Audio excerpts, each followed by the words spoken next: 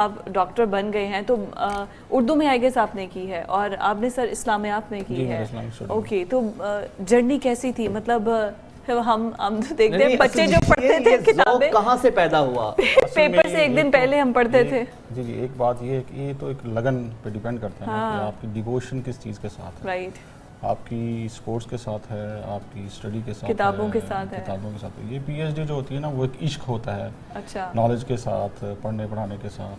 مطلب جب آپ پی ایچ ڈی کر رہے ہیں تو کوئی اور چیز نہیں ہوگی, پھر آپ کی فیملی بھی نہیں ہو سکتی, پھر آپ ان سوشل ہو جاتے ہیں, پھر آپ کے جو ایکسٹرا آرڈینری جو کام ہوتے ہیں وہ بھی آپ کے بند ہو جاتے ہیں. جی, وہ فوکس کرنا پڑتا ہے, اس پہ سارا ٹائم دینا پڑتا ہے. تو یہ ساری چیزیں وہ سامنے رکھتی ہیں. تو کس طرح فیملی کو بھی مینیج کرنا ہے, پھر ڈیوٹی بھی دینی ہے, پڑھتے کتنے وقت کے لیے تھے, کتنے گھنٹے ڈیلی؟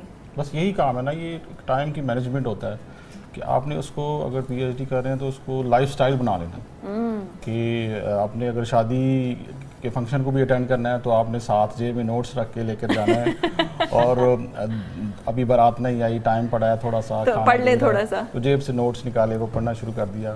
یا کسی ایسے فنکشن پہ ڈیوٹی لگی جو تھوڑا سا لیٹ ہے, آدھا پونا گھنٹہ 2 گھنٹے کے بعد ہوگا, تو ایک ساتھ بک رکھ لی, پتہ ہوتا ہے کہ یہ بڑی زبردست چیز ہے. لیکن ممتاز صاحب, آپ نے تو ماشاءاللہ اسلامیات میں پی ایچ ڈی کی ہے, تو یہ مذہب سے لگاؤ آپ کا شروع سے ہی تھا پھر یا رغبت آپ کی سروس میں آنے کے بعد پیدا ہوئی؟ کب سے آپ نے سوچا ہوا تھا کہ میں نے اس پر یہ پی ایچ ڈی؟ مذہب تو ظاہری بات ہے ہر ایک کی جبلیت میں ہوتا ہے نا, اس کا محبت ہوتا ہے, اس کا پیار ہوتا ہے کہ جس نے ہم کو پیدا کیا ہے اس کا شکریہ بھی ادا کرنا چاہیے. تو ہم عبادات کی صورت میں کرتے ہیں. تو مائنڈ جو تھا وہ میرا شروع سے یہی تھا کہ ایک تو پڑھنا پڑھانا وہ بھی چلتا رہے گا, ڈگری بھی مل جائے گی, اور ساتھ ثواب کا کام بھی ہے. قرآن مجید کی تلاوت کریں گے, اس کی تفاسیر پہ ہم لوگ پڑھیں گے, احادیث پہ پڑھیں گے. اور پھر میرا شوق تھا کمپیریٹیو ریلیجن کا, تو میں نے اسلام اور ہندوازم کو اسٹڈی کیا. اس پہ میں نے ہندوازم کو بھی اسٹڈی کیا. ہندوازم تو دنیا کا سب سے پرانا مذہب جو ہے وہ ہندوازم ہے.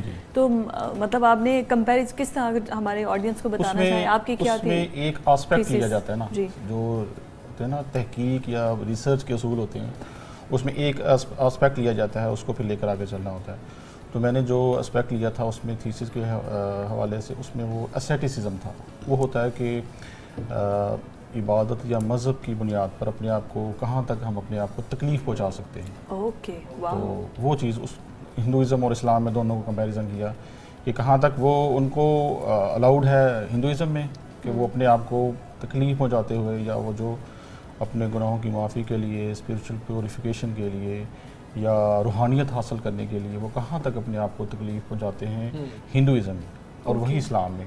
پھر ان دونوں کو کمپیریزن کر کے نا پھر اس کی فائنڈنگ نکالی. بہت زبردست. اچھا, یہ جو آپ نے ماشاءاللہ بڑا زبردست کام کیا ہے اور ادارے کا سر فخر سے بلند کیا ہے, ادارے کا نام روشن کیا ہے, تو ادارے نے اس کے بدلے میں آپ کو کوئی تعریفی اسناد دی ہو, کوئی انعام دیا ہو, کوئی انکریجمنٹ کسی حوالے سے؟ جی بالکل, اس وقت انہوں نے